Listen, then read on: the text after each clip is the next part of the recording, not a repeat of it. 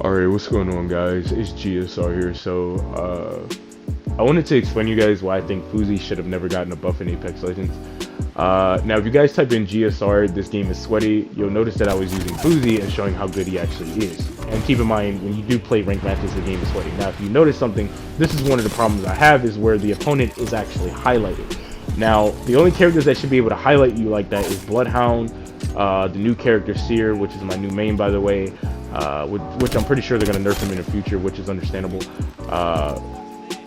But Crypto is another one, right, that can spot you. Now, Valkyrie can spot you as well if you're out in the open and you're not in the building, right? But she has to be in the air flying around where she can expose your position, right? Now, of course, she can get on the jump tower and then fly around as well in order to expose your position. That's another thing that she can actually do. But the point that I'm trying to make is that a character like Fuzi should not have an ability like that. Like, so I don't know why they buffed that up and made it to where, oh yeah, he could see through his fire even though he inflicted damage or he trapped you in there to where you have to deal with multiple grenades. And I love Fuzi because he's the true definition of what an assault character actually is. When it comes to Octane, Wraith, and Bangalore, these three characters are not true offensive characters. Now, I will put Octane in second place because he can chase after you if you are hurt. But other than that, for the most part, Octane is more of a evasive character, right? And for people who don't know what evasive means, it pretty much means avoid or seeking to avoid trouble or difficulties. Pretty much you're hard to catch or obtain, right? Like you're able to, like, what's a good example? Like Wraith. I mean, she's a good example. Pops into her tactical ability, hard to shoot, you can't catch her, you know what I mean? Like shit like that. Octane's another one. As you can clearly see, I'm trying to trap this nigga so that way I can kill this bitch, because, you know, he don't want that smoke apparently. He keeps fucking running away like a little bitch. But you know, you kind of get where I'm going with this, right? Like Fuzi is the only true offensive character in the game, so I don't even know why they consider these other three characters true. I got his bitch ass right here though. I was like, yeah, nigga, get your ass out of here, it's game over. And shot a grenade just to celebrate.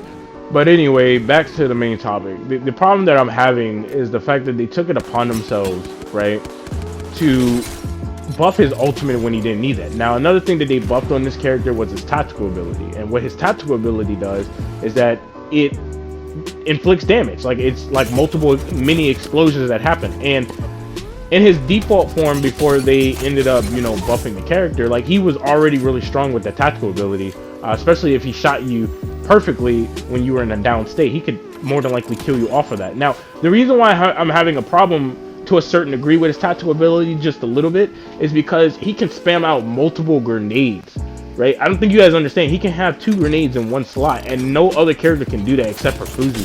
So to add more fuel to the fire, the character can shoot grenades a lot faster than you. He can shoot it a lot farther than you. He can reload it a lot faster than you. He can have 2 grenades in one slot, which is very, very scary to deal with. And this is basically what I've been trying to explain to you guys, is that he did not necessarily need a buff, okay? I don't understand why they took it upon themselves to give him that ultimate ability buff where he can highlight you like that.